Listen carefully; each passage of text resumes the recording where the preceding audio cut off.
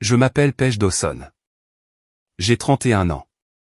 Vendredi dernier, mon père m'a fait asseoir à la table de la cuisine, et m'a dit que je devais $300 000, ou que je n'étais plus sa fille.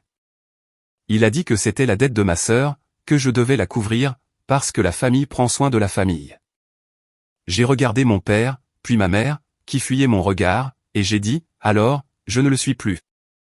J'ai conduit 2 heures pour rentrer chez moi, ce soir-là, et quand j'ai appelé ma banque, ce que j'ai trouvé n'était pas juste un chiffre sur un écran. C'était 3 années de mensonges, signées en mon nom, par les personnes qui m'ont élevé. 7 jours plus tard, toute ma famille s'est présentée à ma porte.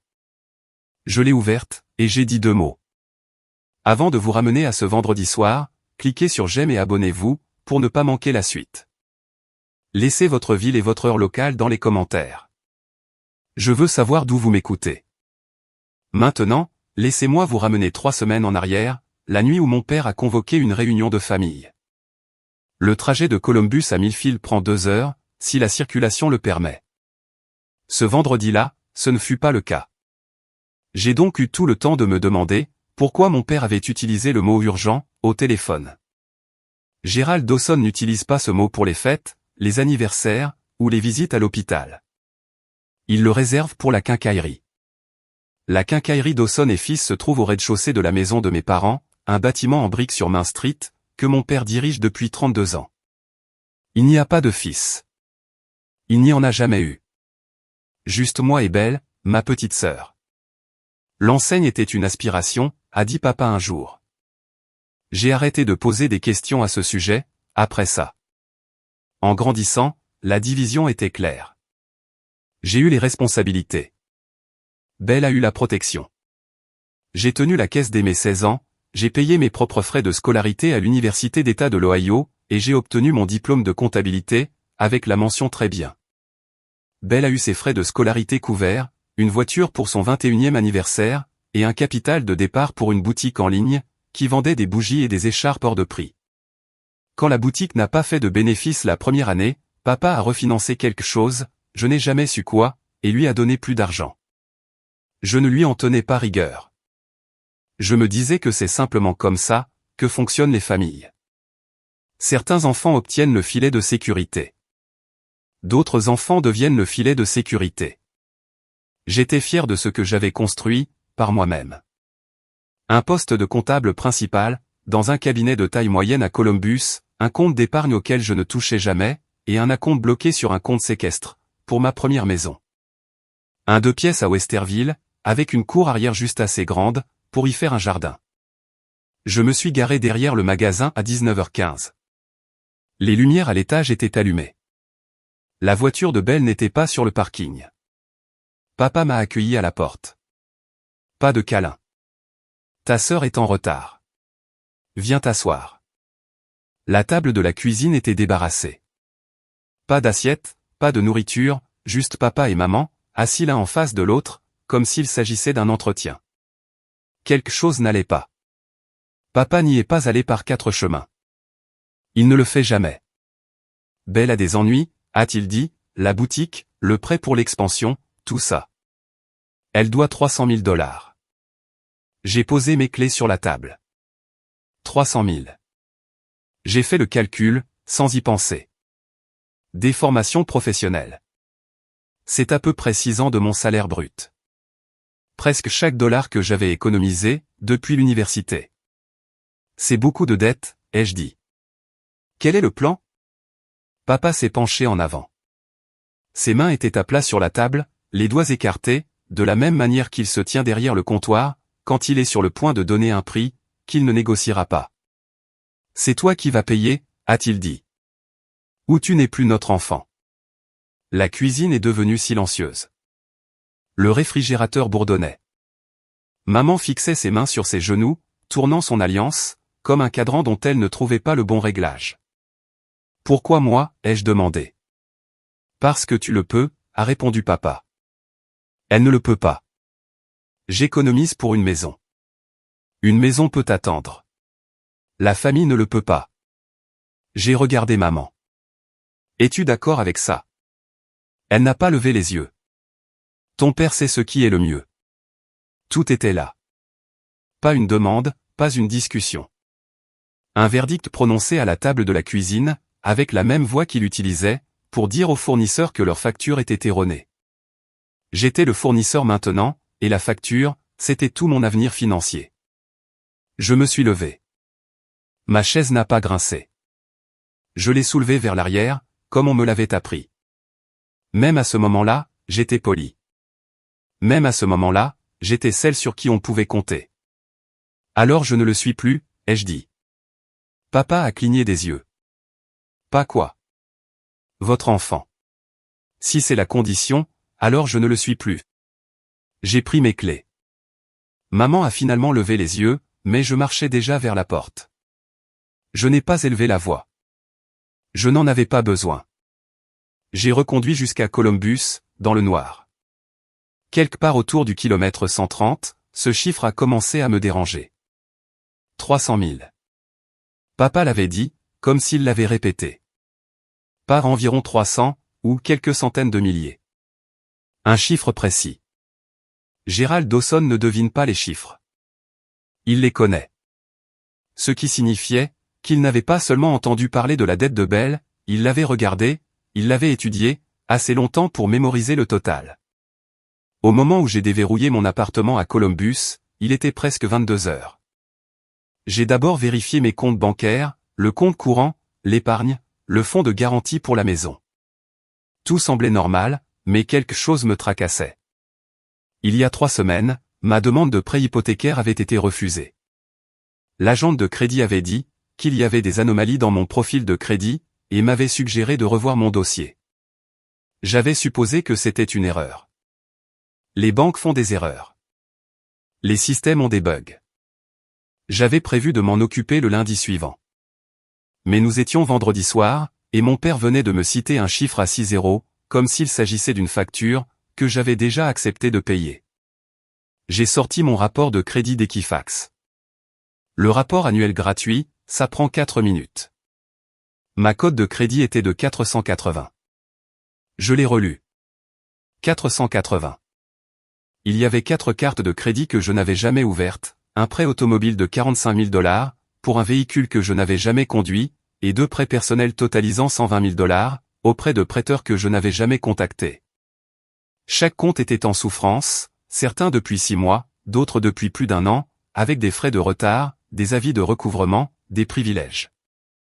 Le nom sur chaque compte était le mien. Le numéro de sécurité sociale était le mien. Les adresses, elles, ne l'étaient pas. Je me suis assise sur le bord de mon lit, et j'ai fixé l'écran, jusqu'à ce que les chiffres cessent de ressembler à des chiffres, et commencent à ressembler à un crime, car c'est bien de cela qu'il s'agissait. Je ne l'avais simplement pas encore dit à voix haute. Les adresses n'étaient pas les miennes. Mais, j'ai reconnu le code postal. C'était celui de Millfield. Je n'ai pas dormi cette nuit-là. J'ai retiré les rapports des 3 agences, Equifax, TransUnion, et Experian. Les détails variaient légèrement d'un rapport à l'autre, mais l'ampleur des dégâts était identique. La dette totale, à mon nom, s'élevait à 312 000 $. 4 cartes de crédit, avec des limites combinées de 67 000 $. Un prêt automobile de 45 000 $, pour un BMW X3 immatriculé dans l'Ohio. 2 prêts personnels, auprès de prêteurs en ligne. Un pour 70 000 $. Un autre pour 50 000 $. Une ligne de crédit en magasin pour 22 000 $, dans une entreprise d'ameublement dont je n'avais jamais entendu parler. Des frais d'intérêt. Des pénalités. Des comptes en recouvrement. L'adresse postale sur chaque compte, sans exception, était une boîte postale à Millfield, dans l'Ohio. Pas mon appartement à Columbus. Pas une adresse que j'avais déjà utilisée. Une boîte postale. Quelqu'un l'avait ouverte, spécifiquement, pour intercepter la paperasse. Je suis experte comptable. J'examine des documents financiers, pour gagner ma vie. Je reconnais la fraude quand je la vois, dans des feuilles de calcul, dans des reçus, dans des écritures comptables qui ne correspondent pas. Mais je n'avais jamais pensé à regarder mon propre rapport de crédit, de la même manière que je regarde le grand livre d'un client. J'avais fait confiance à la seule institution que je n'ai jamais auditée, ma famille. Quelqu'un avait utilisé mon numéro de sécurité sociale, pour ouvrir des comptes. Quelqu'un avait falsifié ma signature, sur des demandes de prêt. Quelqu'un avait réacheminé mon courrier, pour que je ne voie jamais un seul relevé, ni une seule lettre de recouvrement, pendant 3 ans. 312 000 $. C'était presque exactement le chiffre, que mon père avait cité au dîner. Le chiffre qu'il m'avait présenté, comme étant la dette de Belle que je devais payer. Il ne me demandait pas de renflouer ma sœur. Il me demandait d'absorber, discrètement, une dette qui existait déjà sous mon nom. Une dette qu'il avait aidé à créer. Je l'ai dit à voix haute pour la première fois, seul dans mon appartement, à 2 heures du matin. Mes parents ont volé mon identité. Il y a 3 mois, j'ai trouvé la maison. Un 2 pièces à Westerville, un revêtement blanc, des volets bleus, une cour arrière avec un érable, qui deviendrait doré en octobre. J'ai versé 15 000 $. La totalité d'un compte d'épargne, que j'avais alimenté depuis mes 23 ans. 8 ans à préparer mes déjeuners, à sauter des vacances, à conduire une voiture qui avait plus de 320 000 km au compteur. L'agente hypothécaire de la banque avait souri, en examinant mes revenus. Ça devrait être simple, avait-elle dit. 2 semaines plus tard, elle a rappelé. Refusé, pour une histoire d'irrégularité de crédit. Elle m'a recommandé de vérifier mon dossier, et de postuler à nouveau. J'avais supposé que c'était un contretemps, un chiffre inversé, une double saisie. Je m'étais dit que je m'en occuperais, après les fêtes. Maintenant, je savais ce qu'était cette irrégularité. Une cote de crédit de 480, signifie que personne ne vous prête d'argent. Ni pour une maison, ni pour une voiture, ni pour une entreprise. Pour n'importe quel prêteur en Amérique, j'avais l'air de quelqu'un, qui emprunte de façon imprudente, et ne rembourse jamais. Mes 8 années de discipline, mon historique de paiement parfait sur mes vrais comptes, rien de tout cela ne comptait. La fraude avait tout enterré. Et si je ne faisais rien, la dette continuerait de s'accumuler. Les agences de recouvrement continueraient d'appeler, pas à la boîte postale de Millfield, mais éventuellement à ma vraie adresse, sur mon lieu de travail. Je pourrais être poursuivi par des créanciers, pour des dettes que je n'ai jamais contractées. Mon salaire pourrait être saisi. Ma carrière de comptable, une profession entièrement bâtie sur la fiabilité financière, serait terminée. J'ai appelé Nora à 2 heures du matin. Elle a décroché à la 2e sonnerie, parce que c'est le genre d'ami qu'elle est. Je lui ai tout raconté, le dîner, le chiffre, les rapports de crédit. Elle est restée silencieuse pendant 10 secondes. Nora n'est jamais silencieuse pendant 10 secondes. Paige, tu as besoin d'un avocat, ce soir. Nora travaille dans la jury-comptabilité, le genre de métier où l'on démêle des pistes financières, pour gagner sa vie. Il y a 2 ans, elle avait été consultante sur une affaire, impliquant une cliente dont l'ex-mari avait ouvert des lignes de crédit en son nom, pendant leur divorce. L'avocat qui s'en était occupé s'appelait Russell Kemp. Et selon Nora, il était le meilleur avocat plaidant spécialisé dans le vol d'identité, du centre de l'Ohio. Il n'est pas donné, a dit Nora, mais il est minutieux. J'ai envoyé un email à Russell Kemp, à 3h17 du matin. J'ai joint des captures d'écran des 3 rapports de crédit, la lettre de refus de prêt hypothécaire, et un résumé de ce que mon père avait dit au dîner. Je l'ai rédigé comme je rédigerais un mémo au travail. Chronologique, factuel, sans aucun commentaire personnel. Russell a répondu à 6h42 du matin, avec 4 phrases. Madame Dawson, j'ai examiné les pièces jointes. Il semble s'agir d'un cas évident de vol d'identité familiale, impliquant une fraude postale, et des demandes de prêts falsifiées. Ne contactez pas votre famille. Ne les confrontez pas.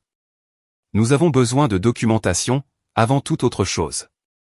Ne contactez pas votre famille. Cette phrase est restée sur mon écran, comme un mur derrière lequel je ne pouvais pas voir. Ce n'étaient pas des étrangers. C'était la femme qui m'avait conduite à mon premier jour d'école. L'homme qui m'avait appris à tenir un carnet de chèques. Mais, Russell avait raison. J'avais passé toute ma carrière à examiner les fautes financières des autres, à suivre des pistes de preuves, à signaler des anomalies, à monter des dossiers capables de résister à un examen minutieux. Maintenant, je devais faire la même chose, sauf que l'affaire concernait ma propre vie, et que les suspects étaient les personnes qui m'avaient élevé. J'ai répondu.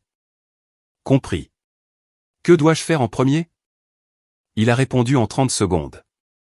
Vérifiez votre historique de réacheminement de courrier USPS.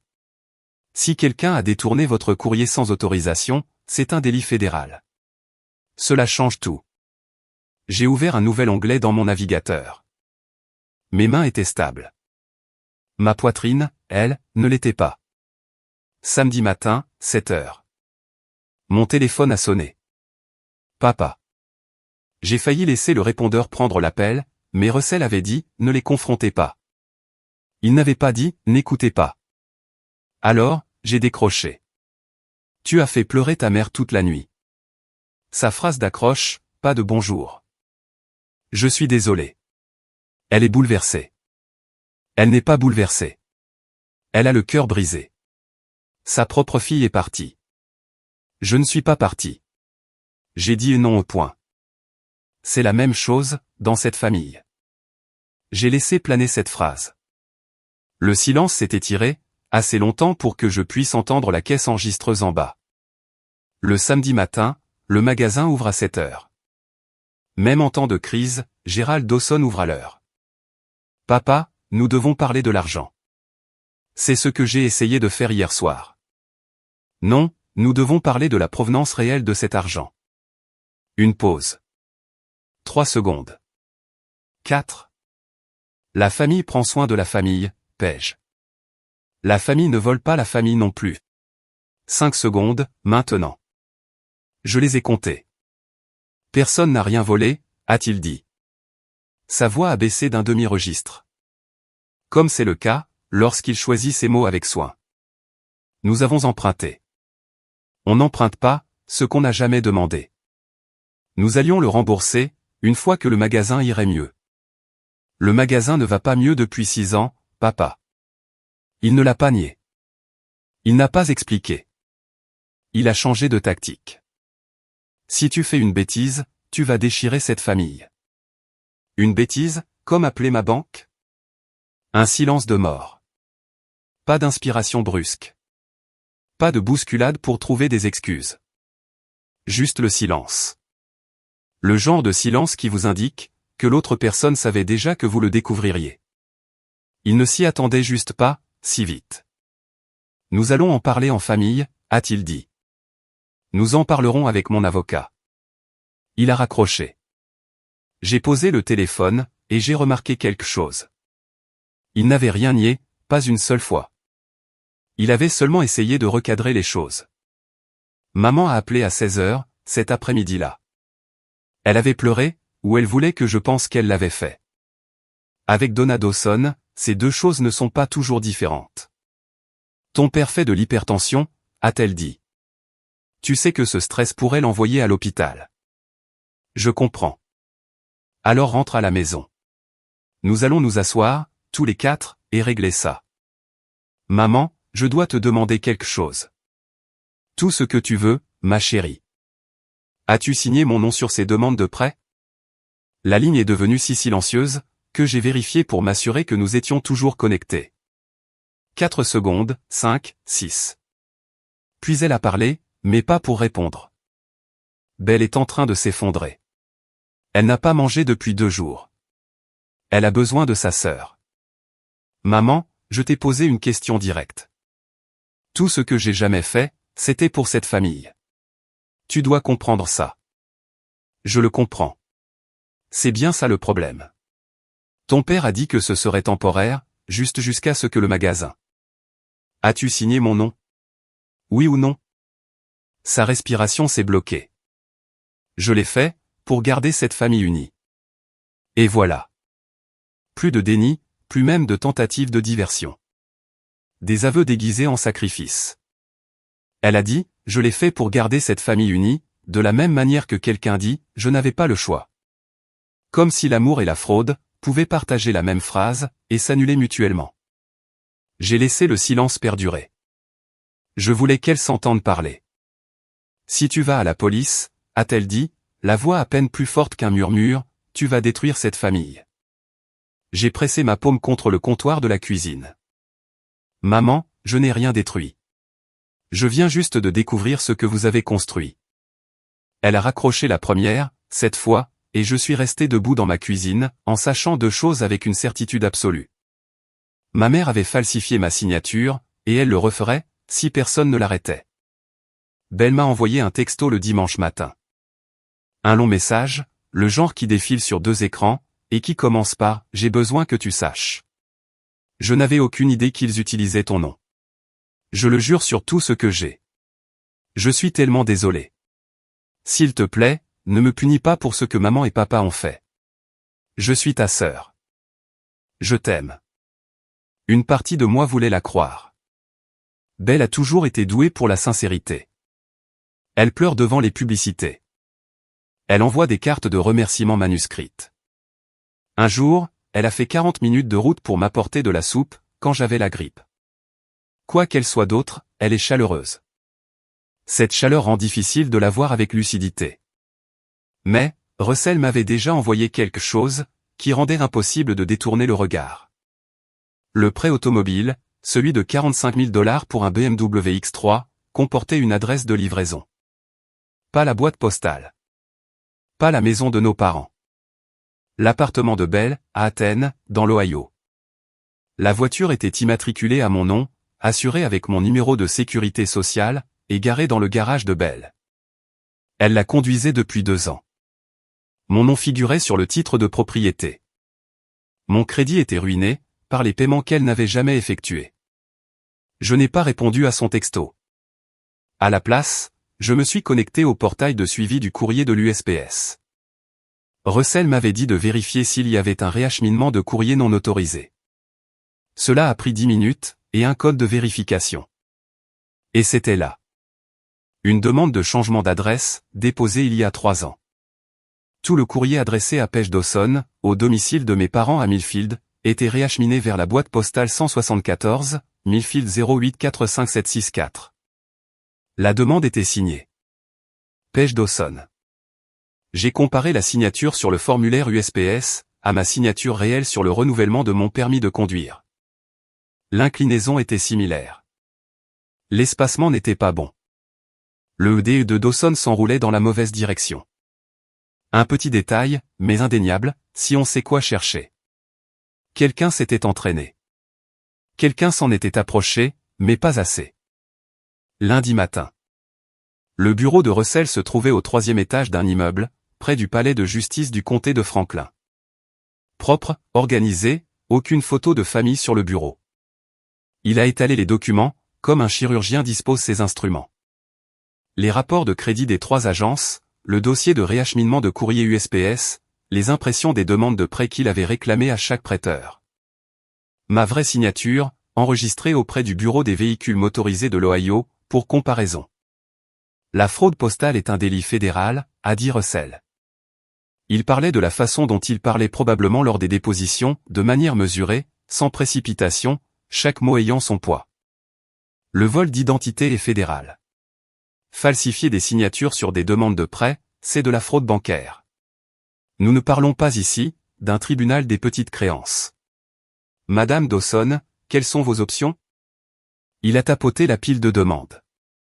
Option 1, vous déposez un rapport de vol d'identité auprès de la FTC, vous gelez votre crédit auprès des 3 agences, et vous soumettez une plainte, au centre des plaintes pour crimes sur Internet du FBI. Chaque créancier ouvre une enquête. Les comptes frauduleux sont signalés, et finissent par être supprimés. Votre crédit commence à se rétablir. Et l'option 2, vous ne faites rien. Vous absorbez 312 000 $ de dettes, que quelqu'un d'autre a créées sous votre nom. Vous perdez la maison. Vous perdez votre situation financière.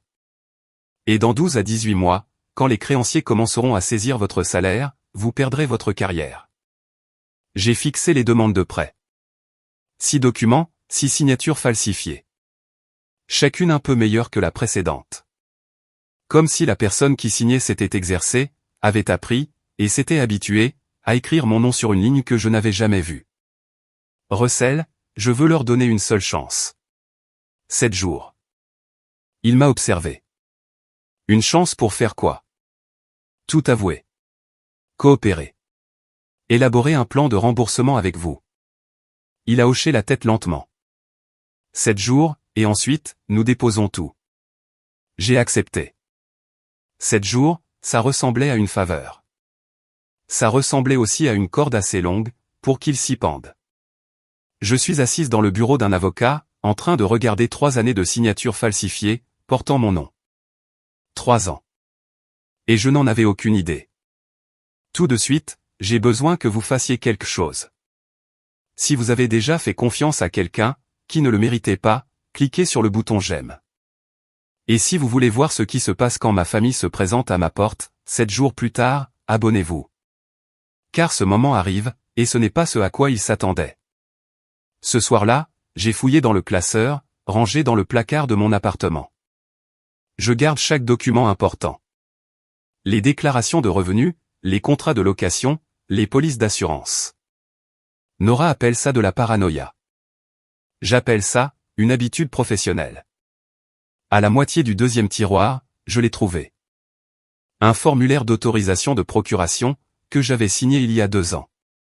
Maman m'avait demandé de le signer, avant un voyage d'affaires à Denver. Juste au cas où un colis arriverait, et que j'aurais besoin de signer pour le réceptionner, avait-elle dit. Cela semblait raisonnable. Les filles signent des choses pour leur mère. Ce n'est pas inhabituel.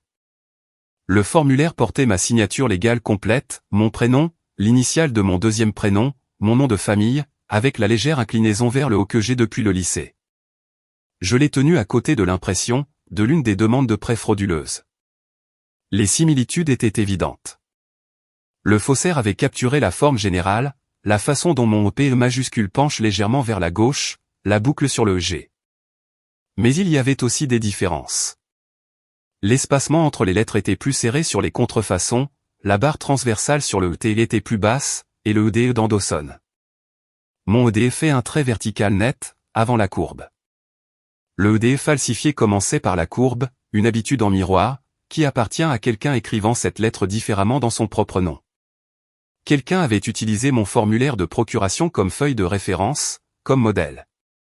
Ils avaient étudié mon écriture, de la façon dont on étudierait une police de caractère, assez proche pour tromper un coup d'œil rapide, mais pas assez pour survivre à une comparaison. Maman m'avait demandé de signer ce formulaire. Maman l'avait gardé. Et maman, selon ce qu'elle avait admis au téléphone, était celle qui avait signé les demandes de prêt. Elle s'était entraînée à imiter ma signature. Elle y était devenue douée, mais pas parfaite. J'ai photographié les 2 documents, côte à côte, et je les ai envoyés par email à Russell, avec une seule ligne. Même écriture, personne différente. Russell a appelé mardi après-midi, avec la confirmation de la boîte postale. Il avait déposé une demande de dossier, auprès du bureau de poste de Millfield. La boîte postale 1174 est enregistrée au nom de Donna Dawson, a-t-il dit. Ouverte il y a 3 ans, 1 mois après votre déménagement à Columbus. 1 mois. J'avais à peine fini de déballer mes cartons, que ma mère entrait dans un bureau de poste, et réacheminait mon courrier. Pendant que je mettais en place ma nouvelle vie, elle détournait, discrètement, les preuves de tout ce qu'il s'apprêtait à faire. Chaque relevé de facturation, ai-je dit, à moitié pour moi-même. Chaque avis de retard, chaque lettre de recouvrement, tout est allé dans cette boîte pendant 3 ans. Je me suis adossé à ma chaise de bureau, au travail. Nora était de l'autre côté de l'allée, faisant semblant de ne pas écouter, tout en examinant un dossier client. Russell, si je n'ai jamais reçu une seule lettre concernant ces comptes, comment aurais-je pu le savoir? Vous ne l'auriez pas su. C'est bien là le but. Ceci a été conçu pour rester invisible, jusqu'à ce que la dette devienne ingérable. Ensuite, ils auraient besoin que vous en preniez la responsabilité, ce qui est exactement ce qui s'est passé, vendredi soir. J'ai pensé aux cartes d'anniversaire de maman. Chaque année sans faute, une carte manuscrite dans une enveloppe lavande, mon nom écrit de sa cursive soignée sur le devant, un mot doux à l'intérieur, avec la mention « Je t'aime, maman » en bas. Elle ne manquait jamais une année. Elle écrivait toujours l'adresse à la main, parce qu'elle disait que les étiquettes imprimées, c'était impersonnel. La même main, qui écrivait « Joyeux anniversaire, ma chérie » sur l'enveloppe, signée aussi Page Dawson, sur une demande de près de $70 000. Elle signait mes cartes d'anniversaire, avec amour. Elle signait mes papiers de prêt, avec la même main. J'ai dit à Russell que je voulais envoyer le message à mon père, ce soir-là. L'horloge des 7 jours commencerait à minuit. Après 7 jours, a dit Russell, nous déposons tout. Pas de prolongation. J'ai envoyé le texto à 23h58 le mardi. Court, clair, sans émotion. Papa, je sais ce qui s'est passé. Tout. Les comptes, les signatures, la boîte postale. Je vous donne à maman et toi, 7 jours pour venir me voir. Dites la vérité, et travaillez avec mon avocat sur un plan de remboursement. Après ça, je dépose plainte auprès de chaque agence concernée. J'ai regardé l'écran, distribué, lu à minuit 3, aucune réponse. Mercredi matin, jour 1. Rien de la part de papa. Maman a envoyé un texto à 9h. S'il te plaît, ne fais pas ça à ton père. Il n'a pas dormi. Je n'ai pas répondu. Belle a envoyé un texto à midi. C'est tellement injuste pour moi. Je n'ai rien demandé de tout ça. Je l'ai lu 2 fois. Elle n'avait rien demandé. Elle l'avait juste conduit, l'avait porté, en avait meublé son appartement, mais elle n'avait rien demandé. J'ai mis mon téléphone dans le tiroir de mon bureau, au travail, et je ne l'ai pas vérifié avant 17h. 14 messages manqués. J'ai lu les noms. Maman, Belle, maman à nouveau. Un numéro que je ne reconnaissais pas, et qui s'est avéré être la ligne fixe de tante Colline. Je n'ai répondu à aucun d'entre eux. Ce soir-là, je me suis assise sur mon canapé, avec la télé éteinte, et j'ai compté les heures. Russell avait les documents prêts. Le rapport de vol d'identité de la FTC, les demandes de gel de crédit pour les 3 agences, la plainte IC3 pour le FBI, et le modèle de rapport de police pour le service de police de Columbus. Tout était rédigé, révisé, et attendait ma signature. Ma vraie signature. 7 jours. Je leur avais donné 7 jours, pour faire ce qui était juste. 7 jours pour me montrer, que les personnes qui m'avaient élevé, pouvaient assumer ce qu'elles avaient fait. Ce fut la plus longue attente de toute ma vie. Le jour 1 est passé. Personne n'a avoué.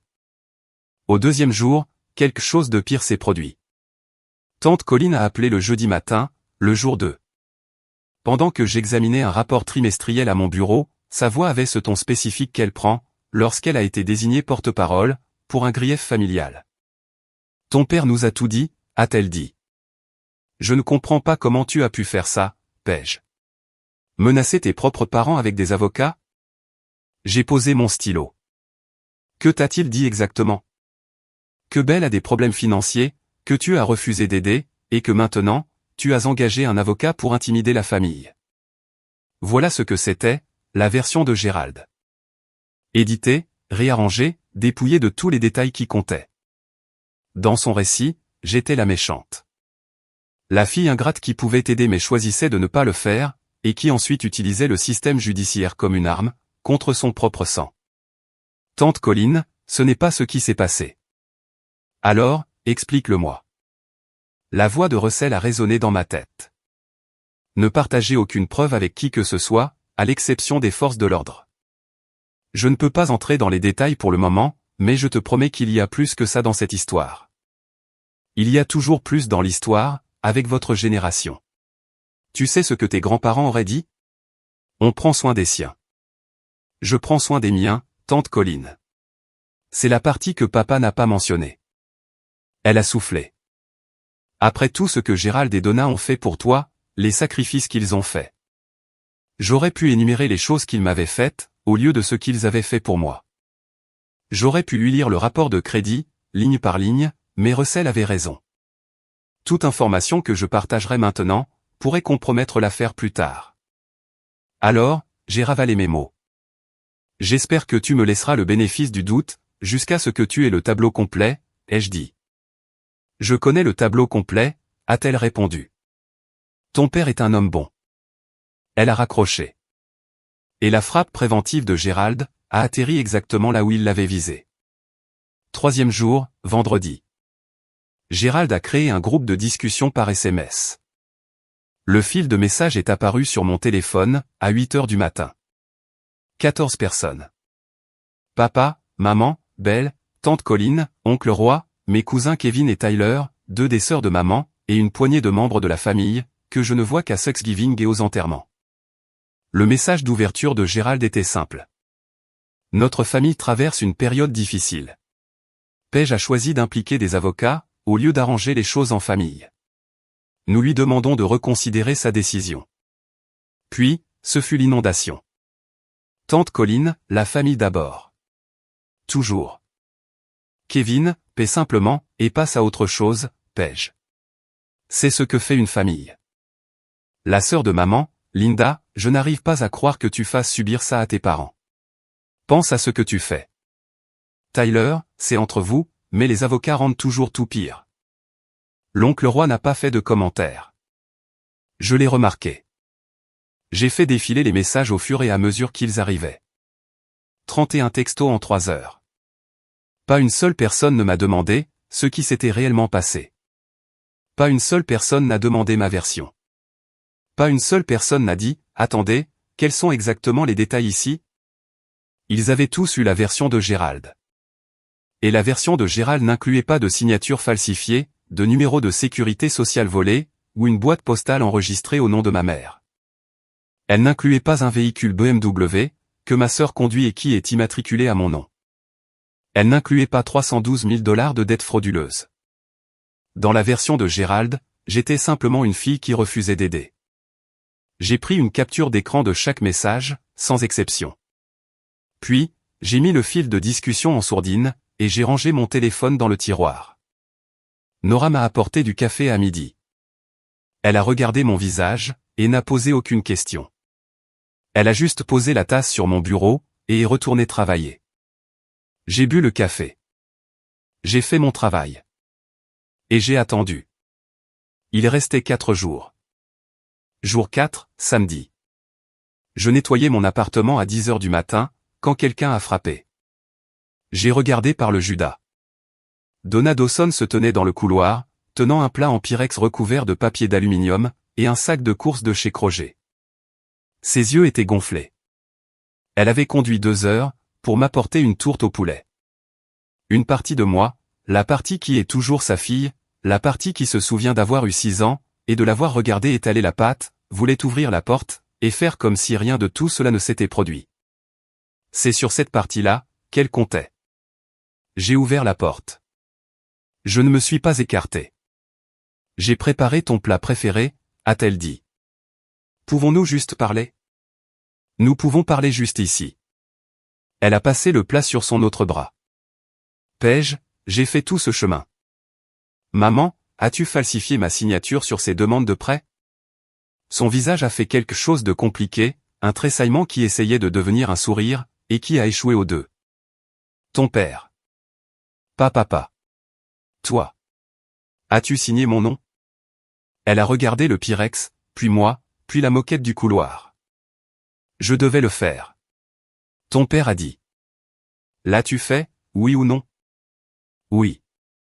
Le mot est sorti, comme l'air d'un pneu crevé. Mais je l'ai fait, pour garder cette famille unie. Tu n'as pas gardé cette famille unie, maman. Tu l'as brisée, et tu as enfreint la loi. Elle se tenait là, tenant la tourte au poulet comme un bouclier. Son menton tremblait. Tout dans sa posture, me suppliait de prendre le plat, de l'inviter à entrer, et de laisser la conversation glisser vers quelque chose de plus doux.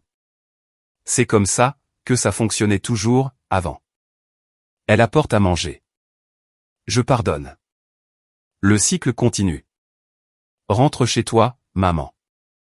Paige. Rentre chez toi, et dis à papa qu'il lui reste 3 jours. Elle a marché jusqu'à l'ascenseur, sans se retourner. La tourte au poulet est partie avec elle. 5e jour, dimanche soir. Gérald a appelé à 20 heures. Sa voix était différente, cette fois. Ni en colère, ni suppliante. Froide, contrôlée. La voix qu'il utilise quand il vire un fournisseur, ou quand il dit à un entrepreneur qu'il ne sera pas payé, pour un travail de qualité inférieure. Sa voix des affaires. Je veux que tu écoutes attentivement, a-t-il dit. Si tu déposes ce rapport, je dirai à tout le monde que tu as abandonné ta famille. Je me suis assise sur mon canapé. Je ne l'ai pas interrompu. J'appellerai ton cabinet. Je leur dirai que tu es émotionnellement instable, que tu portes de fausses accusations contre tes propres parents, à cause d'une rancune personnelle. Je l'ai laissé continuer. Tu n'auras plus de famille, plus de réputation, plus personne. Tu seras la fille qui a envoyé sa propre mère en prison pour un malentendu. Il a dit le malentendu, de la même manière que quelqu'un dit accident, à propos d'une chose qu'il a faite exprès. As-tu fini, ai-je demandé. As-tu fini? Je t'ai donné 7 jours, papa. Tu en as utilisé 5, pour me menacer. Je ne te menace pas. Je te dis ce qui va se passer. C'est la même chose. Le silence, puis, d'une voix plus calme, j'ai fait ce que j'avais à faire, pour sauver l'entreprise de cette famille. J'ai failli le rater. Il avait dit, j'ai fait. Pas Belle avait besoin d'aide, ni ta mère est allée trop loin. Il avait dit, j'ai fait ce que j'avais à faire. La première personne. L'appropriation.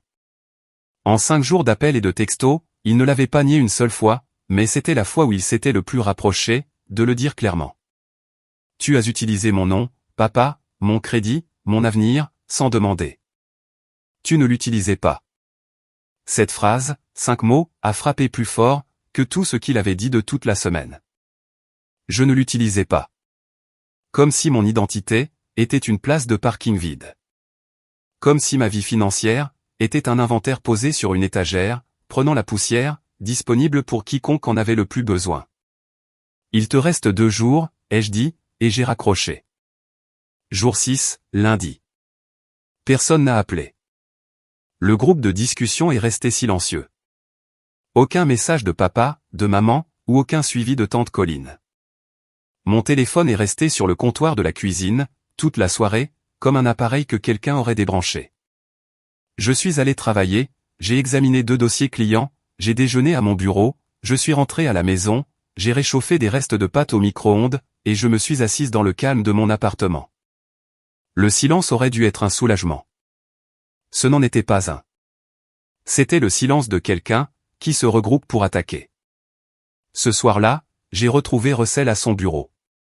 Il a étalé les documents sur la table de conférence, dans l'ordre où ils seraient déposés. Le rapport de vol d'identité de la FTC, le formulaire 14039, le rapport de police auprès du service de police de Columbus, les demandes de gel de crédit pour Equifax, TransUnion et Experian, la plainte IC3 du FBI. Il m'a guidé à travers chacun d'eux. Chaque case cochée, chaque ligne complétée, à l'exception de la signature. Ma signature, la vraie. Une fois ces documents déposés, a-t-il dit, les créanciers sont légalement tenus d'enquêter. Les comptes frauduleux seront signalés. Cela prendra du temps, 12 à 18 mois pour un rétablissement complet du crédit, mais le processus fonctionne. Et mes parents? Cela dépend du FBI. Mais la fraude postale, le vol d'identité, et la fraude bancaire, entraînent de lourdes peines fédérales. Votre mère a avoué la falsification. Votre père a, concrètement, avoué l'avoir orchestré. J'ai hoché la tête. Je le savais depuis le début. Déposer plainte impliquait des conséquences, de vraies conséquences, du genre de celles qui apparaissent dans les salles d'audience, et dans les casiers judiciaires. Jour 7, mardi matin. Je me suis assise à la table de ma cuisine, avec un stylo, et j'ai signé chaque document. Ma hand n'a pas tremblé. Russell a tout déposé électroniquement, avant midi. À 16h30 cet après-midi-là, j'ai entendu le premier moteur à l'extérieur, puis un deuxième, un troisième. J'ai marché jusqu'à la fenêtre. Le pick-up de Gérald, la berline de Donna, le SUV de Colline, la camionnette de l'oncle Roy, et la BMW de Belle, celle achetée avec mon identité volée. Ils sont arrivés en convoi. J'ai envoyé un texto à Russell. Ils sont là. Il a répondu. Je suis déjà sur le parking, je monte. J'ai ouvert la porte avant qu'il ne frappe. Gérald se tenait à l'avant du groupe, portant sa veste du dimanche, sur une chemise de travail, habillé pour imposer l'autorité. Donna, derrière lui, serrait son sac à main des 2 mains. Belle à droite, les bras croisés, les yeux rouges. Tante Colline et oncle Roy flanquaient les côtés. Kevin et Tyler rôdaient près de la cage d'escalier, comme s'ils n'étaient pas sûrs de vouloir être là. Cette personne, toute ma famille, moins ceux qui étaient trop loin pour conduire. Nous sommes venus régler ça, a dit Gérald, comme une famille. Tu as 7 jours de retard. Il a enfoncé ses mains, dans les poches de sa veste. Ce n'est pas comme ça que ça marche, Paige. Tu n'as pas le droit de fixer une date limite à ton propre père. Je n'ai pas fixé de date limite à mon père. J'ai fixé une date limite aux personnes qui ont commis une fraude sous mon nom. Colin s'est avancé. Qui est cet homme derrière toi? Tu as amené un étranger dans les affaires de la famille. Russell s'est avancé à ma hauteur. Il a tendu une carte de visite, avec ce genre de calme qui vient du fait d'avoir fait cela des centaines de fois. Russell Kemp, avocat. Je me spécialise dans la fraude financière et les cas de vol d'identité. Le visage de Gérald a changé. Pas un changement dramatique, juste une crispation autour de la mâchoire, un rétrécissement des yeux. Il s'était attendu à des larmes, à une dispute, à une négociation autour d'une table de cuisine, où c'est lui qui fixerait les conditions.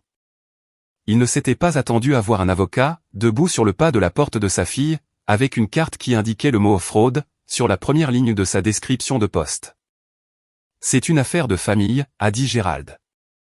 C'était une affaire de famille, ai-je répondu. Puis quelqu'un en a fait une affaire fédérale. J'ai reculé, et j'ai tenu la porte ouverte. Entrez, vous tous. Il y a des choses que vous devez voir. Ils ont défilé dans mon salon, et se sont tenus en un vague demi-cercle. Personne ne s'est assis. Russell a posé sa mallette sur la table basse, et l'a ouverte. J'ai placé les documents sur la table, un à un. Sans précipitation, sans dramatisation. Au cours des 3 dernières années, 4 cartes de crédit, un prêt automobile, et 2 prêts personnels, ont été ouverts à mon nom. Le total est de 312 000 $. Je n'ai jamais signé aucun de ces documents. Je n'ai jamais demandé aucun de ces prêts. Je n'ai jamais reçu un seul relevé. J'ai pointé du doigt le dossier de l'USPS. Mon courrier a été réacheminé, vers une boîte postale enregistrée au nom de Donna Dawson. Chaque relevé de facturation, chaque avis de retard, chaque lettre de recouvrement, ont été interceptés pendant 3 ans. J'ai pointé du doigt les demandes de prêt. Ces signatures ont été falsifiées. Maman me l'a avoué, il y a 6 jours. La pièce était silencieuse, à l'exception de Donna, qui avait commencé à pleurer dans ses mains. Belle fixait le sol. Gérald me fixait. Kevin s'est penché en avant, pour regarder les documents, mais ne les a pas pris. Tyler a fait un demi-pas en arrière. L'oncle Roy a tendu le bras à travers la table, et a ramassé l'une des demandes de prêt. Il l'a tenue à bout de bras. Il est presbyte, et il a étudié la ligne de signature. Il l'a regardée pendant un long moment. Puis, il a regardé Gérald. Gérald, a-t-il dit, ce n'est pas l'écriture de Page. Roy, reste en dehors de ça. Je connais Page depuis sa naissance. J'ai signé sa carte de remise de diplôme du lycée. Ça? Il a tapoté la ligne de signature avec son index. Ça, ce n'est pas son écriture. Colin a regardé le document, dans la main de Roy. Sa bouche s'est ouverte, puis refermée. Elle s'est tournée vers Gérald. Tu nous as dit qu'elle refusait d'aider Belle. Tu n'as rien dit, à propos de prêt à son nom. La mâchoire de Gérald s'est crispée. C'était temporaire. Nous allions le rembourser. L'atmosphère de la pièce a changé. Pas d'un seul coup, mais suffisamment. Russell a parlé pour la première fois, depuis qu'il s'était présenté. Sa voix était calme, le même volume, le même rythme, comme s'il lisait les prévisions météorologiques. Réacheminer le courrier de quelqu'un sans autorisation, c'est de la fraude postale. Cela entraîne une peine fédérale, allant jusqu'à 5 ans de prison. Ouvrir des comptes financiers en utilisant l'identité d'une autre personne, c'est du vol d'identité, jusqu'à 15 ans. Falsifier des signatures sur des demandes de prêt, constitue une fraude bancaire, jusqu'à 30 ans. Il a laissé les chiffres faire leur effet. Ce ne sont pas des litiges civils, a-t-il poursuivi. Ce sont des crimes fédéraux. Chaque agence impliquée les traite en conséquence. La main de Colin a glissé vers sa gorge. Elle a regardé Gérald, de la façon dont on regarde quelqu'un, dont on réalise soudain, qu'on ne le connaît pas aussi bien qu'on le pensait. Gérald, tu m'as dit qu'il s'agissait d'un besoin d'aide. Tu as dit que Page était égoïste. Je protégeais cette famille, en commettant un crime sous le nom de ta fille. La voix de Gérald s'est élevée, pour la première fois. J'ai construit ce magasin à partir de rien. 32 ans. Je n'allais pas le laisser mourir parce que... Monsieur Dawson. La voix de Russell a coupé net. Mon conseil, à ce stade, est de retenir vos propres conseillers juridiques. Gérald s'est arrêté au milieu de sa phrase. Sa bouche est restée ouverte un instant de trop, puis s'est refermée. Belle n'avait pas bougé. Elle se tenait près de l'entrée, les bras enroulés autour d'elle-même, regardant la pièce s'effondrer. Elle n'avait pas dit un seul mot. Roy s'est éloigné du côté de la pièce, où se trouvait Gérald. Il n'a rien dit. Il a juste fait 3 pas vers la gauche, mettant de la distance entre lui et son beau-frère. Colin l'a remarqué. Tyler l'a remarqué. Kevin a soudain trouvé la moquette très intéressante. L'alliance que Gérald avait rassemblée derrière ma porte se fracturait, et il le sentait. Pour la première fois dans cette pièce, Gérald Dawson n'était pas celui qui avait le contrôle. J'ai parlé directement à mon père. Sans colère, sans triomphalisme, juste les faits. Présenté de la même manière que je présenterais une conclusion, à un client au travail. Je t'ai donné 7 jours pour venir me voir, dire la vérité, et travailler avec mon avocat, sur un plan pour arranger ça. Au lieu de cela, tu as passé ces 7 jours à appeler mes proches, à construire un groupe de textos, et à menacer de détruire ma réputation. J'ai fait une pause. Personne n'a comblé le silence. Depuis ce matin, j'ai déposé un rapport de vol d'identité auprès de la FTC, un rapport de police auprès du service de police de Columbus, j'ai gelé mon crédit auprès des 3 agences, et j'ai soumis une plainte, au centre des plaintes pour crimes sur Internet du FBI. Donna a émis un son, une expiration brusque, comme si elle avait retenu sa respiration pendant toute la conversation, et venait de manquer d'air. La main de Belle a volé à sa bouche. Kevin a regardé Tyler. Colin a fermé les yeux. Je n'ai pas fait ça pour vous punir, ai-je dit. Je l'ai fait parce que vous ne m'avez laissé aucun autre choix. Le visage de Gérald était gris. Tu vas le regretter. Non, papa. C'est toi qui le regretteras. Donna s'est avancée. Je suis ta mère. Alors, tu aurais dû me protéger. Le coup a porté. Je l'ai regardé faire son effet. Les genoux de Donna ont légèrement fléchi, et Colin l'a rattrapé par le bras. Même Gérald a tressailli. Une micro-expression, apparue puis disparue. Mais je l'ai vu. J'ai regardé la pièce, tous les 7. Des gens avec qui j'avais partagé des fêtes. Des gens qui m'avaient vu obtenir mon diplôme. Des gens dont je connaissais les visages, mieux que le mien. Je ne suis pas en train de détruire cette famille, ai-je dit. Vous l'avez détruite il y a 3 ans, quand vous avez décidé que mon nom était quelque chose que vous pouviez emprunter. Je refuse simplement de continuer à payer pour les dégâts. Personne n'a parlé. Russell a fermé sa mallette, avec un petit clic silencieux. Le son a été plus fort que tout le reste dans la pièce. Je venais de dire en face à toute ma famille que je les avais signalés au FBI. Et mes mains ne tremblaient pas. J'ai besoin que vous me le disiez dans les commentaires. Leur auriez-vous accordé les 7 jours, ou auriez-vous porté plainte immédiatement? Je veux sincèrement le savoir. Et si cette histoire vous touche de près, partagez-la avec quelqu'un qui a besoin de l'entendre. Maintenant, laissez-moi vous raconter ce qui s'est passé ensuite. Ils sont partis dans l'ordre où ils étaient arrivés, mais plus lentement. Gérald est sorti en premier. Il ne m'a pas regardé. Il n'a regardé personne. Il a marché jusqu'à son pick-up, avec les mains toujours dans les poches de sa veste, et a fermé la porte sans la claquer. D'une certaine manière, c'était pire. S'il l'avait claqué, il serait resté quelque chose à dire. Donna est sortie ensuite, appuyée sur le bras de Colin. Elle pleurait d'une manière que je n'avais jamais vue auparavant. Pas les larmes de comédie qu'elle avait utilisées au téléphone, mais les vraies larmes, le genre de larmes qui rend votre respiration laide. Colin l'a guidée dans le couloir, sans m'adresser un mot. Quoi que Colin ait ressenti, elle l'a gardé bien enfoui. Kevin et Tyler sont partis ensemble, la tête baissée, en parlant à voix basse. Aucun d'eux n'a dit au revoir. Belle s'est attardée. Elle se tenait dans l'encadrement de ma porte, avec ses clés de voiture à la main. Et pendant un instant, elle ressemblait exactement à la petite sœur, qui avait l'habitude de se glisser dans mon lit, pendant les orages. Paige, je n'étais vraiment pas au courant de tout. Tu conduis une voiture achetée avec mon nom, Belle. Elle a ouvert la bouche, l'a fermée, et a marché vers l'ascenseur. L'oncle Roy était le dernier. Il s'est arrêté devant moi, et a tendu la main. Je l'ai serré. Sa poigne était ferme, ses yeux stables. Il n'a pas dit qu'il était désolé. Il n'a pas dit qu'il comprenait. Il a juste hoché la tête une fois. Le genre de hochement de tête qui signifie « je vois ce qui s'est passé ici, et je ne ferai pas semblant de ne pas l'avoir vu ». Puis, il est parti. J'ai fermé la porte.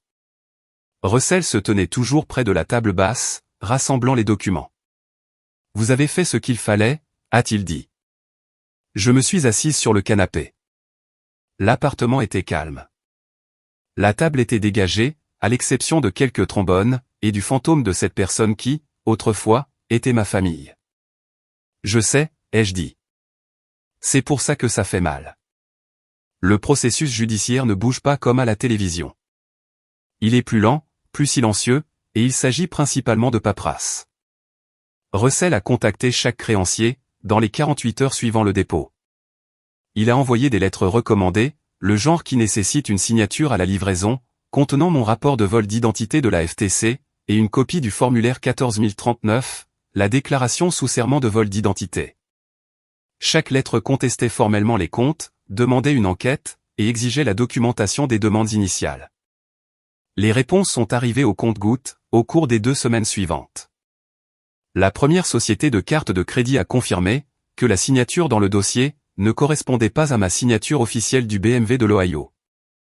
Ils ont signalé le compte comme frauduleux, et ont suspendu les activités de recouvrement. 3 jours plus tard, un deuxième émetteur de cartes a suivi. Le prêteur automobile, celui qui avait financé la BMW, a ouvert un examen interne. Leur équipe de conformité a découvert que la demande de prêt indiquait des antécédents professionnels et un niveau de revenu qui ne correspondait à aucun dossier publiquement vérifiable. Quelqu'un avait inventé des détails professionnels pour se qualifier pour le prêt. La même personne qui avait falsifié ma signature. Les 2 sociétés de prêt personnel ont été plus lentes, mais ont avancé dans la même direction. Les prêteurs en ligne ont des processus de vérification plus souples, c'est ainsi que la fraude est passée inaperçue au départ. Une fois que Russell a soumis le rapport de la FTC, et les preuves de réacheminement de l'USPS, les 2 ont signalé les comptes pour litige, et ont suspendu tout recouvrement. Chaque enquête était comme une petite machine avançant péniblement, comparant les signatures, vérifiant les adresses, confirmant les emplois, traçant la destination de l'argent. Rien de tout cela n'était dramatique. Mais tout cela était nécessaire. J'allais travailler tous les jours. J'examinais les dossiers financiers des autres, pendant que les miens étaient en train d'être démêlés. L'ironie ne m'avait pas échappé. Je pouvais auditer les livres de compte d'une entreprise au centime près, mais j'avais raté une fraude de 300 000 $ sous mon propre nom, parce que je n'avais jamais traité ma famille comme un client. Ce point aveugle m'a coûté 3 ans. Le bureau local du FBI à Athènes, dans l'Ohio, a contacté Gérald et Donna, 6 semaines après que j'ai déposé la plainte IC3. Russell m'en a parlé au téléphone, toujours aussi mesuré. On leur a demandé de se présenter, séparément, pour des entretiens volontaires. C'est la procédure standard. Ils veulent comparer les déclarations. Gérald a engagé son propre avocat, un avocat généraliste de Millfield, qui s'occupait des litiges immobiliers et des affaires de conduite en état d'ivresse, et non quelqu'un d'équipé, pour faire face à des allégations de fraude fédérale. Mais Gérald Dawson ne fait pas confiance aux étrangers, et il ne conduit pas jusqu'à Columbus, pour quoi que ce soit. Les honoraires de l'avocat provenaient du compte d'exploitation du magasin. Ce même magasin, qui perdait déjà de l'argent. Ce même magasin, que Gérald avait essayé de sauver, en volant mon identité en premier lieu. Maintenant, le magasin finançait sa défense juridique, contre les conséquences de cette décision. L'étau se resserrait. Donna a été convoquée séparément. Elle a retenu les services d'un avocat différent, sur la recommandation de sa sœur Linda, une femme de Lancaster, spécialisée dans la défense des cols blancs. Ses honoraires provenaient des économies personnelles de Donna, qui, je l'ai appris plus tard, était presque épuisée. 3 années à combler les découvertes de Bell, les avait siphonnés. Bell a été contactée, elle aussi. Pas pour un entretien, pas encore. Mais le FBI a demandé de la documentation, concernant la BMW. Immatriculation, dossier d'assurance, preuve de paiement. La voiture était à mon nom, assurée avec mon numéro de sécurité sociale, et n'avait jamais été conduite par moi. L'avocat de Belle. Oui, elle en avait retenu un maintenant, elle aussi. Lui a conseillé de coopérer pleinement. 3 avocats, 3 frais de représentation, 3 membres de ma famille, dépensant de l'argent qu'ils n'avaient pas, pour défendre des actions qu'ils juraient avoir faites par amour. Russell me donnait des nouvelles tous les quelques jours, courtes et factuelles. Je n'ai pas appelé ma famille. Ils ne m'ont pas appelé. Le silence entre nous n'était plus le silence d'un repli tactique. C'était le silence de personnes qui avaient épuisé toutes les façons de réécrire l'histoire. 3 mois après le dépôt de plainte, les premiers vrais chiffres sont tombés. 3 des 4 cartes de crédit frauduleuses avaient été fermées, et les soldes avaient été retirés de mon dossier de crédit. Les émetteurs avaient terminé leurs enquêtes et confirmé le vol d'identité. Ces comptes, 67 000 $ de dépenses que je n'avais jamais faites, ont cessé d'exister sur le papier.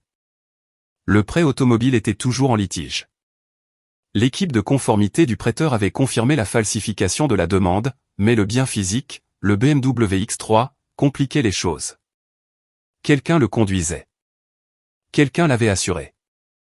La voiture devait, soit être rendue au prêteur, soit être refinancée au nom du véritable conducteur. L'avocat de Belle négociait, mais le crédit de Belle ne pouvait pas supporter un prêt de 45 000 $, avec un salaire à temps partiel de gérante de boutique. Les 2 prêts personnels étaient activement contestés. Les 2 prêteurs en ligne avaient gelé les activités de recouvrement et ouvert des enquêtes pour fraude. Russell s'attendait à une résolution dans les 60 jours. La ligne de crédit en magasin de 22 000 $, dans une entreprise d'ameublement, avait déjà été signalée et supprimée. Celle-là était facile. L'entreprise n'avait aucune signature dans ses dossiers, juste une demande en ligne, avec mon numéro de sécurité sociale. La dette frauduleuse totale supprimée jusqu'à présent, 89 000 $. Restant en litige, 223 000 $. Ma cote de crédit était passée, de 480 à 582. Pas bonne, mais en progression. Russell a résumé la situation lors d'un appel le mardi après-midi. Le rétablissement complet prend de 12 à 18 mois. Certains comptes se battront plus que d'autres, mais la trajectoire est claire. Vous récupérez votre nom. Récupérez mon nom. Une phrase étrange pour une chose, qui n'aurait jamais dû être prise. J'ai vérifié l'annonce immobilière de Westerville, ce soir-là. La maison avec les volets bleus et l'érable, était toujours sur le marché. Le prix avait baissé de 8 000 $. Je l'ai mise dans mes favoris, à nouveau. Cette fois-ci, j'avais une bonne raison de le faire. L'enquête sur Gérald a avancé plus vite que ce que quiconque espérait. Lorsque le FBI a examiné les registres financiers de la quincaillerie Dawson et Fils, ils ont trouvé ce que Russell avait soupçonné, mais n'avait pas encore confirmé. Gérald n'avait pas seulement utilisé mon identité pour financer l'entreprise de Belle. Il avait détourné une partie du produit des prêts, via le compte d'exploitation du magasin, pour couvrir ses propres déficits. Le loyer, les salaires, les factures des fournisseurs. Le magasin perdait de l'argent depuis des années, et mon crédit volé était la perfusion, qui le maintenait en vie. Le FBI l'a signalé, comme étant de l'ordre du blanchiment d'argent. Pas du blanchiment à grande échelle, mais un mélange de fonds obtenus frauduleusement, avec des comptes commerciaux légitimes.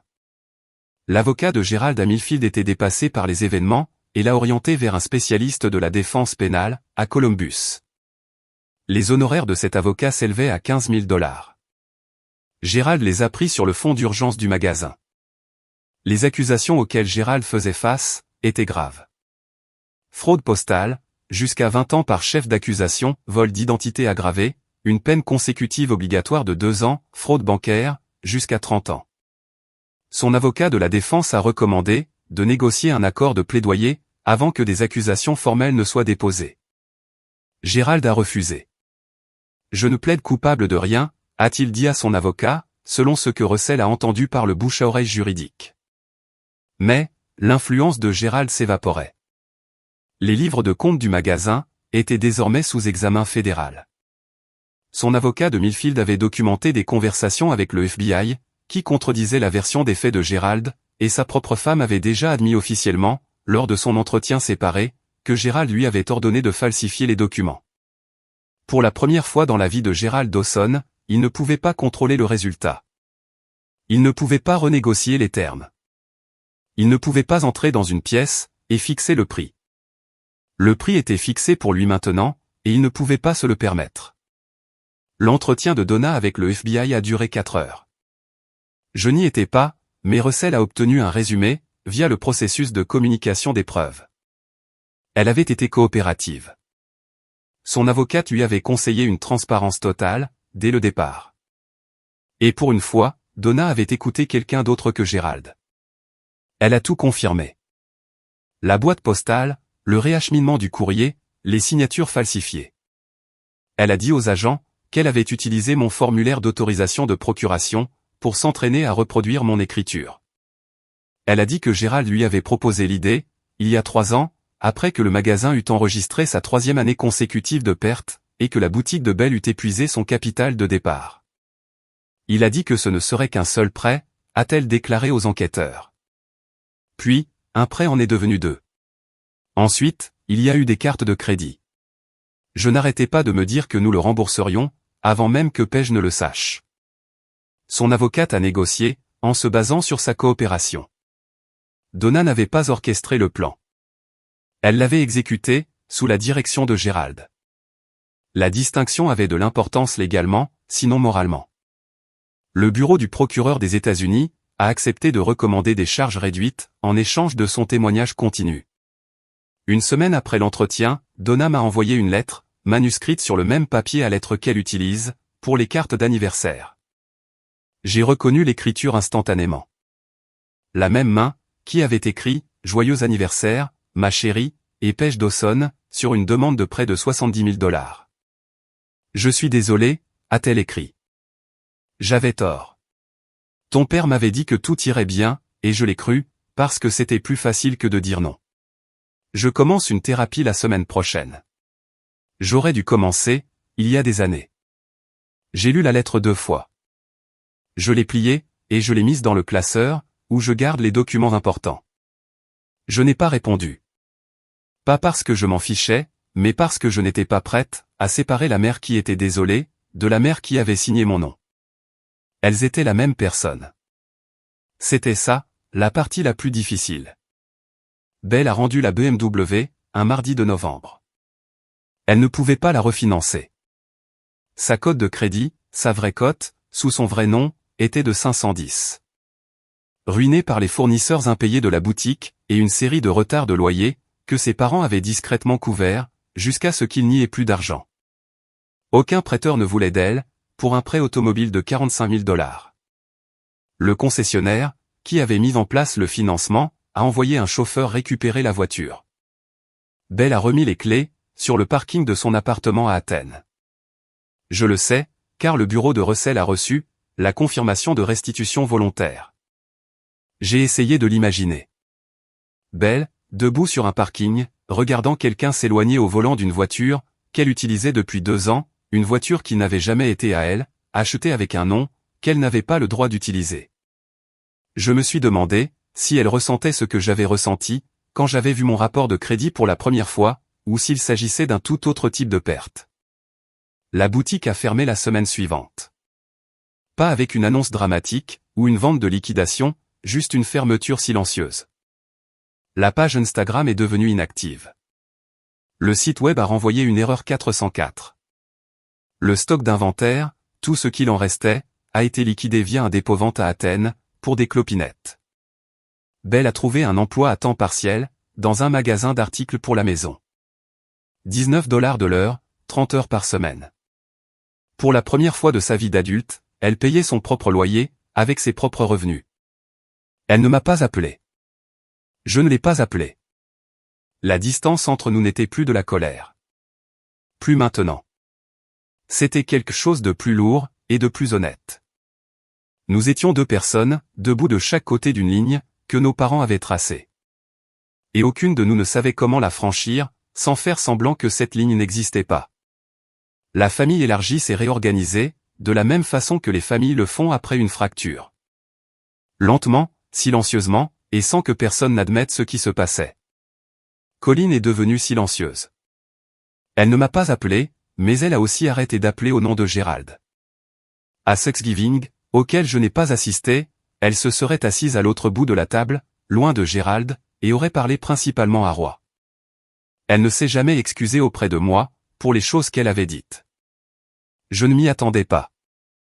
Colin traite les informations à son propre rythme, et parfois, ce rythme se mesure en saison.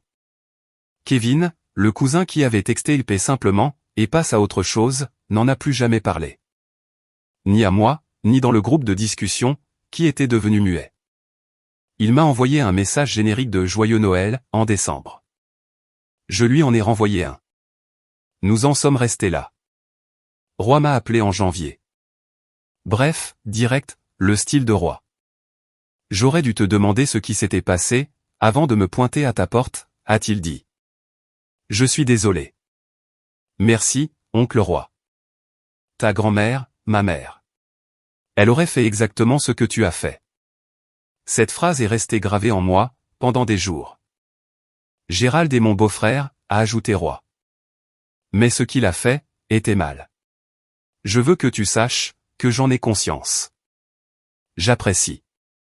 Si tu as besoin de quoi que ce soit, tu m'appelles. Il le pensait vraiment. Roy ne dit pas des choses, qu'il ne pense pas. Après avoir raccroché, il est devenu le seul membre de la famille, avec qui j'ai gardé un contact régulier. Un coup de fil toutes les quelques semaines, bref et chaleureux. Jamais à propos de l'affaire, toujours à propos de choses ordinaires. La météo, le baseball, le prix du bois d'œuvre. La famille ne s'est pas effondrée, comme Gérald l'avait prédit. Elle s'est réorganisée. Certains liens se sont desserrés. D'autres, comme celui avec Roy, sont devenus plus forts. Les gens qui voulaient la vérité, l'ont trouvée. Ceux qui ne la voulaient pas, ont détourné le regard. C'est comme ça que les familles fonctionnent, en réalité. 8 mois après avoir porté plainte, ma cote de crédit a atteint 710. Russell a appelé pour m'annoncer ce chiffre, un jeudi après-midi. J'étais à mon bureau, en train d'examiner le rapport trimestriel d'un client, et j'ai dû poser mon stylo, car ma main tremblait. La première fois qu'elle tremblait, depuis le début de tout ça. 710. Ce n'était pas parfait. Ce n'était pas là où j'en étais, avant la fraude. Mais c'était suffisant. Ce vendredi-là, j'ai appelé la société de prêt hypothécaire. L'agente de crédit, une différente cette fois-ci, a examiné ma demande, mes revenus, mon profil de crédit corrigé. Elle a rappelé le lundi. Approuvé. J'ai signé les papiers un mercredi matin, dans le bureau d'une société de titres, à Westerville. Les documents de prêt étaient épais, une 40aine de pages de conditions, de divulgation, et de lettres d'engagement. J'ai lu chaque ligne. J'ai paraphé chaque page, et quand j'ai atteint la ligne de signature finale, j'ai fait une pause. La dernière fois que quelqu'un avait signé mon nom, sur un document financier, c'était ma mère, dans une cuisine à Millfield, forgeant une vie que je n'avais jamais autorisée. Cette fois, la main était la mienne. Le choix était le mien. La maison était la mienne. Page Dawson. Mon écriture. Mon nom. Nora m'a aidé à déménager, un samedi. Elle a apporté du café, un diable qu'elle avait emprunté au local d'entretien de son immeuble, et une playlist, qui était agressivement entraînante. Nous avons porté des cartons sur le perron, d'une maison de 2 chambres, avec un revêtement blanc, des volets bleus, et un érable dans l'arrière-cour, qui commençait tout juste à devenir doré. J'ai accroché la clé de la maison, à un crochet près de la porte d'entrée. Une petite chose, un crochet en laiton provenant d'une quincaillerie, pas celle de Dawson, mais à chaque fois que j'entrais, et que je la voyais pendue là, cela signifiait la même chose. C'est ma maison, à mon nom, payée avec mon argent, signée de ma main, et de celle de personne d'autre. J'ai gelé mon crédit de façon permanente, auprès des 3 agences. À chaque fois que je dois ouvrir un nouveau compte, ou faire une demande pour quoi que ce soit, j'autorise moi-même une levée temporaire. Un code PIN, un appel téléphonique, un code de vérification. Cela ajoute 5 minutes, à chaque transaction. Je n'ai jamais, pas une seule fois, regretté ces 5 minutes. J'ai changé chaque mot de passe, chaque question de sécurité, chaque adresse postale liée à un compte que j'ai pu ouvrir. L'authentification à 2 facteurs, surtout. Une boîte postale séparée à Columbus, la mienne, à mon nom, dont je suis la seule à posséder la clé. Ce sont les murs que j'ai construits, là où des murs auraient toujours dû être. Avec Gérald, la limite est simple. Aucun contact, jusqu'à la conclusion de la procédure judiciaire. Ces négociations de plaidoyer sont en cours. Son avocat envoie des mises à jour à Russell. Je n'ai pas besoin d'entendre la voix de Gérald, pour savoir ce qui se passe. La paperasse me dit tout. Avec Donna, j'ai accepté uniquement une correspondance écrite. Des lettres, pas d'appel téléphonique. Elle m'écrit tous les mois, de courtes lettres prudentes, qui se lisent comme quelqu'un qui apprend une nouvelle langue. La langue de la responsabilité. L'influence de sa thérapeute est visible dans la formulation. Je lis chaque lettre. Je n'ai pas encore répondu. Je pourrais le faire, un jour. La porte n'est pas verrouillée. Elle n'est simplement pas ouverte. Avec Belle. Rien. Aucun contact, d'un côté comme de l'autre. Je ne sais pas ce qu'elle fait, au-delà des informations de base, que Russell me relaie via le processus légal. Peut-être qu'un jour, nous parlerons. Peut-être pas. Je ne peux pas reconstruire une relation, avec quelqu'un qui ne m'a pas encore dit la vérité, sur ce qu'elle savait, et quand. L'oncle Roy appelle un dimanche sur 2. Nous parlons de petites choses. Il n'aborde jamais le sujet de Gérald, à moins que je ne le fasse, et je ne le fais presque jamais. Je n'ai pas perdu ma famille. J'ai perdu la version de ma famille, qui n'a jamais existé. Celle où tout le monde disait la vérité, et où personne n'utilisait mon nom, sans demander. La vraie version est plus petite, mais elle est honnête. C'est un dimanche matin. Je suis assise sur le perron de ma maison, à Westerville, avec une tasse de café, qui est encore trop chaude pour être bue. L'érable est nu. C'est février, et les branches ressemblent à des fissures, dans un ciel gris. Au printemps, les feuilles reviendront. À l'automne, elles redeviendront dorées. L'arbre ne précipite pas les choses. Je pense à ce que mon père a dit, la nuit où tout cela a commencé. La famille prend soin de la famille. Il l'entendait comme une obligation, une dette que j'avais, simplement du fait d'exister dans la même lignée. Mais il s'est trompé de direction. Prendre soin de sa famille, cela signifie protéger les personnes que l'on aime, et non les utiliser comme garantie. Cela signifie dire la vérité, même quand la vérité coûte cher. Cela signifie, ne jamais signer le nom de quelqu'un d'autre, sur un document qu'il n'a jamais vu. Si quelqu'un que vous aimez vous fait du mal financièrement, ça reste un crime. S'il vous dit que cela a été fait par amour, cela ne change pas la loi. S'il vous dit que le dénoncé fait de vous une mauvaise fille, un mauvais fils, un mauvais membre de la famille, il confond la loyauté avec le silence. Et le silence, c'est ce qui rend la chose possible. Poser une limite, ce n'est pas une vengeance. C'est la première chose honnête, que vous puissiez faire pour vous-même. Je n'ai rien gagné. Je n'ai pas acquis de richesse, de statut, ou de justification. J'ai récupéré mon nom. J'ai obtenu une cote de crédit, qui reflète qui je suis réellement. J'ai obtenu une maison qui est à moi. Et j'ai acquis la certitude, que je peux m'asseoir sur cette marche, boire ce café, et ne devoir un seul dollar à personne, pour quelque chose que je n'ai pas fait. La rue est calme. Personne ne frappe à ma porte. Personne ne me demande de payer, pour les choix de quelqu'un d'autre. C'est février. Le café est enfin assez tiède, pour être bu. J'en prends une gorgée. C'est bon. C'est mon histoire. Et je sais que certains d'entre vous, sont assis avec leur propre version de cela, en ce moment même. Peut-être pas 300 000 $. Peut-être pas le FBI, mais le même sentiment. Le sentiment de découvrir, que les personnes qui étaient censées vous soutenir, étaient celles qui fouillaient dans vos poches. Si cette vidéo vous a fait ressentir quelque chose, laissez un commentaire et dites-le moi. Avez-vous fixé la limite, ou y pensez-vous encore? Aucun jugement, d'une façon ou d'une autre. J'ai été des deux côtés de cette décision. Si vous voulez entendre d'autres histoires comme celle-ci, consultez la description. J'en ai 2 autres, qui frappent tout aussi fort. Cliquez sur s'abonner, pour être là pour la prochaine. Et n'oubliez pas, votre nom vous appartient. Personne n'a le droit de l'emprunter, sans demander.